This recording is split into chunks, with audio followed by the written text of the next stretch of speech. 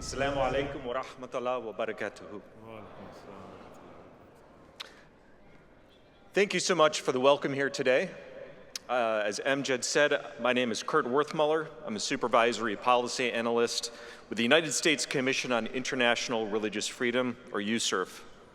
I'd like to begin by thanking the Ahmadiyya community USA for inviting me to participate in this year's Jalsa Salana on behalf of USCIRF, which is an independent, bipartisan U.S. legislative branch agency that monitors religious freedom abroad and makes policy recommendations to the President, the Secretary of State, and Congress.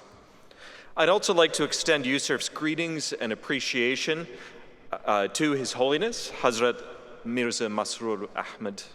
His leadership as Khalifatul Masih of the global Ahmadiyya Muslim community stands as a testimony to peace, coexistence, and resilience. If I may share a brief personal anecdote, I've been privileged to represent USCIRF at previous landmark occasions for the Ahmadiyya community, including the 2019 Jalsa Salana, which I'm pretty sure 7 years ago I didn't need my reading glasses to look down at my notes. And also the opening of the Beitul Ikram Mosque near Dallas, Texas in 2022.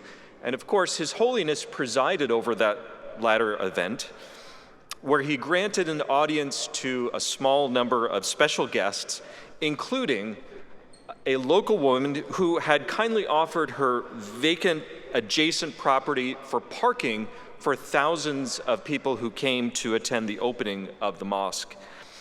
During that small gathering, His Holiness made a point to take a few minutes during that audience to express to this woman his appreciation for this neighborly welcome. She was clearly touched and not just a small bit overwhelmed by his graciousness.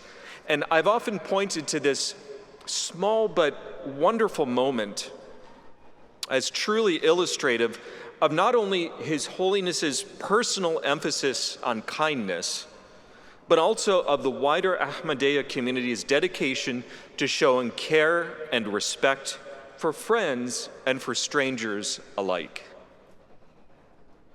USCIRF thanks the Ahmadiyya community, all of you gathered here at the Jalsa Salana, as well as your global family of believers, for your tireless dedication to advancing the cause of peace, inclusive coexistence, and religious freedom for all, often in the face of significant adversity.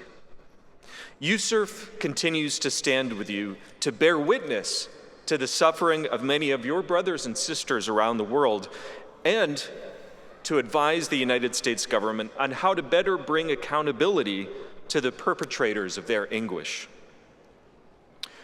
I wish that I could stand here today, some 7 years after I last did so, to congratulate the Ahmadiyya community on finally seeing an end to such suffering. But USCIRF recognizes the unfortunate reality of the severe religious repression that so many Ahmadiyya Muslims continue to suffer. Our 2026 annual report highlighted those challenges in Pakistan, Libya, Indonesia, and elsewhere. And our Frank R. Wolf Freedom of Religion or Belief Victims List, which is a publicly available list of FORB prisoners, includes profiles of 17 Ahmadiyya Muslims who remain in prison to this day, all in Pakistan. Indeed, it's no surprise that Pakistan remains the world's most repressive environment for the Ahmadiyya community. USCIRF has followed reports just this year of Pakistani authorities preventing Ahmadiyya Muslims from openly celebrating Eid al-Fitr and Eid al-Adha, including Punjabi police forcibly evacuating Ahmadiyya worshippers from mosques, and Karachi police confiscating goats to prevent their full celebration with their families of Eid. This repression marks a consistent pattern by Pakistani authorities to ban Ahmadiyya Muslims from participating in these celebrations following the use in prior years of what they called preventative arrests. It's a deeply concerning trend within an already desperate situation as is the persistent impunity for mobs who carry out violence against the community. The theme of this year's Jalsa, of course, is Restoring America's Promise. My commission, by legislation, that is, by law, cannot talk about domestic issues here within the United States, but I can make a promise to your community, and that is that the U.S. Commission on International Religious Freedom will continue to unflinchingly call out these injustices, as we do for all people who suffer for what they believe or for what they don't believe.